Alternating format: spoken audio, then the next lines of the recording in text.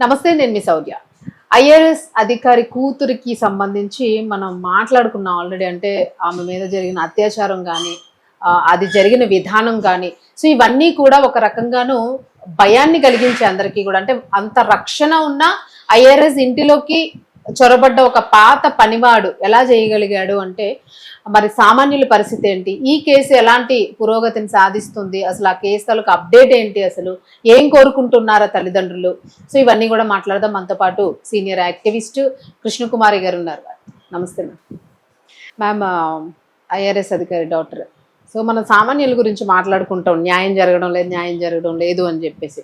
So అమ్మాయి కూడా చక్కగా గ్రూప్స్ అవి రాశారు అని అన్నారు. అలాగే 22 years అంటే మంచి ఏజ్, పాత పనివాడు చేసిన పని.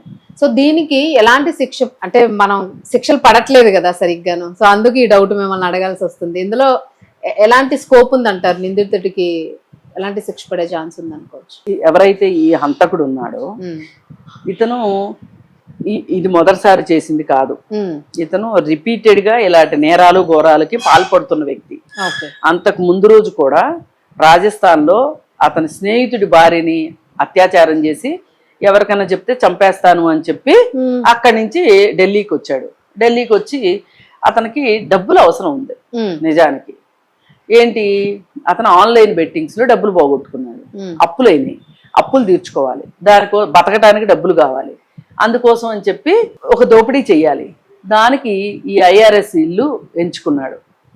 ఈ ఐఆర్ఎస్ ఇల్లు ఎంచుకుంటే అక్కడ అతనికి ఉన్న ఒక సౌలభ్యం ఏంటి అంటే, అతను ఆ ఇంట్లో పనిచేసిన వాడు కాబట్టి ఆ ఇంట్లో ఎక్కడ ఏముంటది అనేది తెలుసు కాబట్టి వెళ్ళిన పని త్వరగా కంప్లీట్ చేసుకుని బయటికి రావచ్చు అని అతను ప్లాన్ వేసుకున్నాడు. ఆ ఇంటిని ఎంచుకున్నది అందుకు. ఎందుకంటే ఢిల్లీలో ఎన్నో ఇళ్ళు ఉండగా ఆ ఇంటిని ఎందుకు ఎంచుకున్నాడు అంటే, ఆ ఇల్లు అతనికి పరిచితమైన ఇల్లు కాబట్టి. కాకపోతే అతని క్యాలిక్యులేషన్ ఎక్కడ దెబ్బతింది అంటే, ఈ అమ్మాయి ఉంటది అనుకోలే ఇంట్లో. వెళ్ళాడు ఇంట్లోకి, వెళ్తే ఈ అమ్మాయి కనిపించింది. మరి అమ్మాయి నేను దొంగతనానికి వచ్చానండి, ఒక 5 లక్షలు ఇవ్వండి వెళ్తాను అంటే ఇస్తుందా? ఇవ్వదు కదా. అందుకని ఈ అమ్మాయిని చంపేయాలి అనుకున్నప్పుడు ఏం చేయాలి? అత్యాచారం చేసి చంపేయాలా, చంపేసి అత్యాచారం చేయాలా? అంటే ఊరికే వదిలేయడం ఎందుకు? ఊరికే ఎందుకు? అదే ఒక మగవాడిని అనుకోండి, హత్య చేసి వదిలేస్తారు. అదే మగవాడు ఆడ మనిషి అయ్యేసరికి ఇంకొక ఆఫర్ కూడా బై 1 get 1 లాగా అయిపోయింది ఇక్కడ. సరే, ఏది ఏమైనా దురదృష్టకరం ఇలాంటివి మాట్లాడుకోవాలి. చాలా ఇప్పుడు ఈ అమ్మాయిని చంపేసి అత్యాచారం చేసి చంపేసి ఆ అమ్మాయి ద్వారానే లాకర్ తెరవాలి అని చెప్పి చూశాడు. చూస్తే అది తెరుచుకోకపోతే దాన్ని పగలగొట్టి మరి డబ్బులు తీసుకొని వెళ్ళిపోయాడు. మరి హై ప్రొఫైల్ కేసు కాబట్టి, ఐఆర్ఎస్ ఇంట్లో జరిగింది కాబట్టి వెంటనే పోలీసులు అప్రమత్తమయ్యి ఈ సీసీ కెమెరాలు చూడటం కానీ అవన్నీ చూసి ఈ ఇంట్లో నుంచి ఈ సమయంలో బయటకు వచ్చిన వ్యక్తి అనుమానితుడు. ఈ అనుమానితుడు ఎవరు అని చెప్పి చూస్తే వీళ్ళ ఇంట్లో పనిచేసిన వ్యక్తి. మరి ఇతనికి ఏంటి ఇప్పుడు, ఇతను ఎలా చేయగలిగాడు? ఇతని మనస్తత్వమే హింసతో కూడిన మనస్తత్వం, హింసా ప్రవృత్తి. ఏదైనా నేను చెయ్యాలనుకున్నదే నేను చేస్తాను, నాకు అవసరమైందే నేను చేస్తాను అనే బాటలో అప్పులు చేయడం కానీ, ఆ అప్పులు తీర్చుకోవడానికి దోపిడీలు చేయటం కానీ, దోపిడీలు చేయాలనుకున్నప్పుడు అడ్డొచ్చింది ఆడవాళ్ళని అత్యాచారం చేయాలని కానీ, ఏదైనా సరే అతని మనస్తత్వం ప్రకారమే చేశాడు తప్పితే దానికి భిన్నంగా ఏమీ చేయలే. అతనిది ఒక నేర మనస్తత్వం. ఆయన చూడడానికి చాలా సాఫ్ట్ గా ఉన్నాడు మేడం, అట్లాగే కనిపిస్తారు. చాలా డీసెంట్ గా ఉన్నాడు. ఉంటారు, ఎందుకుంటారు, అలాగే ఉంటారు. సరే, ఏది ఏమైనప్పటికీ ఇక్కడ మనం గమనించాల్సింది ఏంటి అంటే, ఐఆర్ఎస్ ఇంట్లో వాళ్ళకే రక్షణ లేదా? మరి మామూలు వాళ్ళ సంగతి ఏంటి అంటే, ఎవరి జీవితాలైనా గాల్లో పెట్టిన దీపాలు ఇవాళ. మనము ఏ ప్రమాదము జరగకోకుండా మనము రోజు గడుస్తుంది అంటే అది ఒక మ్యాజిక్, అలా వెళ్ళిపోతూ ఉంటది. కానీ ఎవరికి ఎప్పుడు ప్రమాదం పొంచి ఉందో ఎవ్వరూ చెప్పలేరు. ఆ క్షణం వరకు అమ్మాయే అనుకోలేదు, నా ఇంట్లోనే ఇంత హై సెక్యూరిటీ ఉన్న ఇంటికే వచ్చి ఒక అతను ఆఫ్టర్ ఆల్ మా దగ్గర పనిచేసిన వాడు వచ్చి నా మీద అత్యాచారం చేస్తాడు, నన్ను చంపుతాడు, మా ఇంట్లో దోచుకెళ్ళిపోతాడు. ఆ అమ్మాయికే తెలియదు ఆ క్షణం వరకు. ఆ క్షణం అలా జరిగిపోయింది అంతే. ఇతని మనస్తత్వం ఇప్పుడు మనం ఇలాంటి హింసా మనస్తత్వాలు, కరుడుగట్టిన నేరస్తులు అంటే ఎక్కువ మళ్ళీ నేరాలు చేసే మనస్తత్వాలు ఉన్నవాళ్ళు ఎందుకు తయారవుతారు? వీళ్ళని ఈ సమాజమే తయారు చేస్తోందా? ఎందుకో వాళ్ళు అలా ఎందుకు అవుతున్నారు అనేది ఆలోచించాల్సిన అవసరం ఉంది. పేదరికం దీనికి డైరెక్ట్ గా కారణం. ఈ పేదరికం నిర్మూలన జరగాల్సింది పోయి జరగట్లేదు. సంపద పోగుపడుతుంది, ధనవంతులు మరింత ధనవంతులు అవుతున్నారు, పేదవాళ్ళు మరీ మరీ పేదవాళ్ళు అవుతున్నారు. ఆ పేదవాళ్ళు కూడా కటికి పేదవాళ్ళు అవుతున్నారు.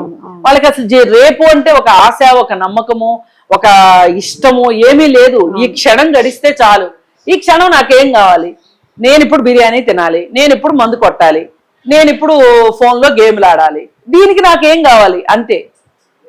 ఇప్పుడు నాకు ఒక అమ్మాయి కనిపించింది, ఆ అమ్మాయిని అనుభవించాలి అంతే. నెక్స్ట్ ఏం పర్యవసాయం ఉండదు ఇంకా, నెక్స్ట్ పర్యవసాయం అంతే. మేడం ఇక్కడ ఒక చిన్న క్వశ్చన్, ఇప్పుడు చేసింది పనివాడు, నమ్మిన పనివాడు. చాలా కేసెస్ లో మనం ఇది చూస్తూ ఉన్నాం. అంటే రీసెంట్ గా కూడా 2-3 జరిగినాయి, బెంగళూరులో కూడా ఒకటి జరిగింది ఇట్లానే. సో అంటే పని వాళ్ళని కూడా పెట్టుకునేటప్పుడు సాధారణంగా నమ్మి అన్ని ఇచ్చి వెళ్తూ ఉంటాం మనం. సో దీనికి ఏం చెప్తారు మీరు, అంటే ఎలాంటి జాగ్రత్త ఉంటే మంచిది అని? ఎందుకంటే అది చాలా డేంజర్ కదా. ఇప్పుడు ఒకటండి, ఇట్లాంటివి నివారించడానికి 2 మార్గాలు.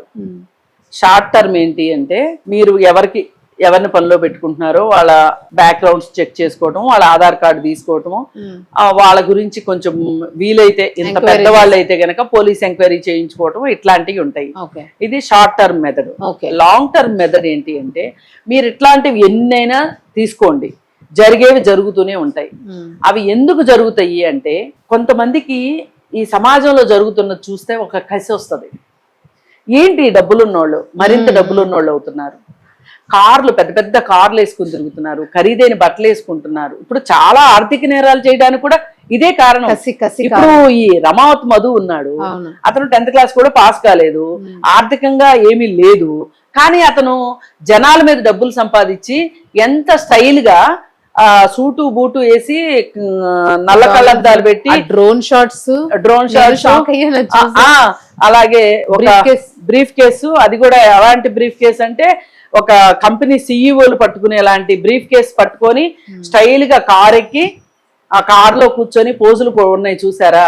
ఇవన్నీ ఎందుకు వచ్చినాయి అంటారు అతనికి? అతను ఎవరిని చూసి ఇమిటేట్ చేసి ఉంటాడంటారు? సినిమాల్లో మహేష్ బాబుని చూసి చేయొచ్చు, లేకపోతే బయట ఎవరైనా అతనికి తెలిసిన వాళ్ళు ఎవరైనా పెద్ద పెద్ద కంపెనీ ఉండాలి అని అనుకోవచ్చు. ఏదైనా కానీ అతను ఉన్న స్థితి నుంచి అతను ఎన్నో రెట్ల పైకి ఎగబాకాలనుకున్నాడు, నిచ్చెన ఆకాశానికి నిచ్చెన లేశాడు. అట్లాగే ఈ నేరస్తులు ఇలాగే తయారవుతారు. అందుకని నేరం జరగడానికి పేదరికానికి చాలా దగ్గర సంబంధం ఉంది. నిరుద్యోగం కూడా ఒక సమస్య. నిరుద్యోగం కూడా అదే, పేదరికం అంటే అదే. ఇంకా సరే, కొంతమంది ఉద్యోగాలు వచ్చాక కూడా లంచాలు తీసుకుంటున్నారు, వాళ్ళ గురించి వేరే మాట్లాడదాం. ఇప్పుడైతే మటుకు ఇట్లాంటి నేరాలు చేసే వాళ్ళకి నేర ప్రవృత్తి రావటానికి వాళ్ళ పేదరికమే ఒక కారణము. పైగా వాళ్ళ చుట్టూ చాలా సిరి సంపదలు ఉంటాయి. ఇప్పుడు జూబ్లీ హిల్స్ లాంటి ప్రాంతం ఉంది, జూబ్లీ హిల్స్ పక్కనే బస్తీలు ఉంటాయి. ఈ బస్తీలో ఉన్న వాళ్ళు రోజు ఈ డబ్బులు ఉన్న వాళ్ళని చూస్తూ ఉంటారు, ఆ బిల్డింగ్లు వంక చూస్తూ ఉంటారు. వీళ్ళకేమో నాలాల పక్కన చిన్న ఇల్లు వేసుకొని ఉంటారు, వాళ్ళేమో అలా ఉంటారు.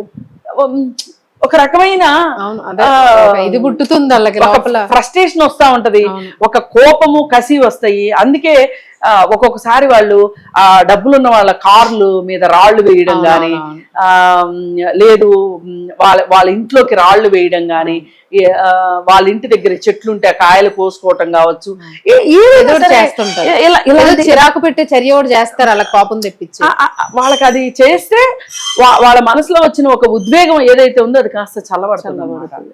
ఎందుకంటే మేమెందుకు ఇలా ఉన్నాము, మేమెందుకు లేని వాళ్ళలా ఉన్నాము, మాకింత ఈ కటిక పేదరికం ఏంటి, వాళ్ళేమో అలా ఎందుకున్నారు.